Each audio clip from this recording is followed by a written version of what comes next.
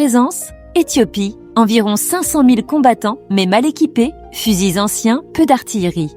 Italie, armée moderne, chars, avions et armes chimiques, gaz moutarde.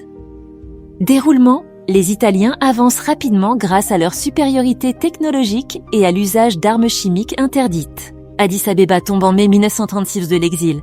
Et la diplomatie? Haïlé Sélassié se replie à Londres, mais n'abandonne pas. En juin 1936, il prend la parole devant la Société des Nations à Genève, dénonçant l'invasion et l'utilisation des gaz chimiques. Même si la SDN ne sanctionne pas efficacement l'Italie, son discours devient un symbole mondial de résistance contre l'impérialisme. Mai 3, la résistance éthiopienne, 1936-1941. Les Arbénioches, patriotes en Amérique, mènent une guérilla contre les forces italiennes. Les Italiens contrôlent surtout les grandes villes et les routes, mais les campagnes restent difficiles à dominer.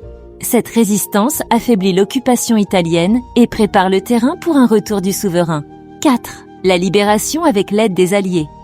En 1940, la Seconde Guerre mondiale change tout. L'Italie rejoint l'Axe et l'Afrique de l'Est devient un champ de bataille stratégique. Les forces britanniques et les troupes du Commonwealth, avec des soldats éthiopiens et exilés, lancent une offensive contre les Italiens en 1940-1941. Haïlé Sélassié revient en Éthiopie en janvier 1941, avance avec les troupes alliées et entre triomphalement à Addis Abeba le 5 mai 1941. Les dernières poches italiennes capitulent en novembre 1941.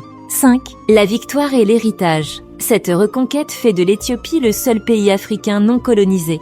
Haïlé Sélassié devient un symbole mondial de résistance au fascisme et au colonialisme. Dans les années 1960, il devient l'un des architectes du panafricanisme. En 1963, il accueille à Addis Abeba la naissance de l'Organisation de l'Unité africaine, un symbole de solidarité et d'espoir pour un continent encore marqué par le colonialisme. Malgré ses succès, les tensions sociales et économiques s'accumulent. Accusé de lenteur dans les réformes, il est renversé par un coup d'État militaire en 1974. Haïlé Sélassié meurt l'année suivante, dans des circonstances encore mystérieuses. Pour certains, il était un souverain visionnaire et un père de l'unité africaine. Pour d'autres, un monarque figé dans les traditions.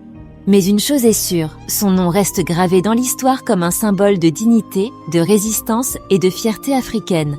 Merci d'avoir pris le temps d'écouter cette histoire. Abonnez-vous, laissez un commentaire et faisons vivre ensemble la mémoire de nos héros.